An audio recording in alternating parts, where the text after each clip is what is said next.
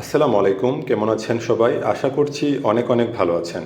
আমার হাতে দেখতে পাচ্ছেন বাংলাদেশের পুরনো একটি ১০ টাকার নোট। এটি ১৯৭৮ সালে বাজারে ছাড়া হয়। এখানে দেখতে পাচ্ছেন গভর্নর নুরুল ইসলাম, উনার স্বাক্ষর রয়েছে। তিনি ১৯৭৬ থেকে ১৯৮৭ সাল পর্যন্ত দায়িত্বে ছিলেন। এদিকে সংখ্যায় উপর ও নিচে ২ বার ১০ লেখা আছে। তারপরে পান পাতার ছবি, তারপরে এখানে বিভিন্ন নকশা আছে, তারপরে ধানের একটা নকশা আছে এখানে। তারপরে হচ্ছে যে মসজিদ আপনারা দেখতে পাচ্ছেন, এটি হচ্ছে টাঙ্গাইলের বিখ্যাত আতিয়া জামে মসজিদ, যেটি হচ্ছে ৪০০ বছরেরও পুরনো।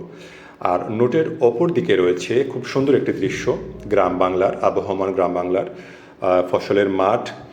কৃষক ভাইয়েরা এখানে ধান কাটছেন, তারপরে ধান বাঁধছেন।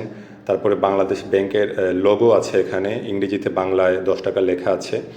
তারপরে আছে বাংলাদেশ ব্যাংক লেখা আছে ইংরেজিতে। তারপরে দেখতে পাচ্ছেন কৃষক ভাইয়েরা ধান মাথায় করে বাড়িতে নিয়ে যাচ্ছেন। আর এখানে জলছাপ রয়েছে। এই যে রয়্যাল বেঙ্গল টাইগারের মুখ এখানে রয়েছে জলছাপ হিসাবে। এই নোটটি আমার কাছে খুবই ভালো লাগে, সেজন্যই সংগ্রহ করেছি। এটি আমার বিশেষ একটি সংগ্রহ।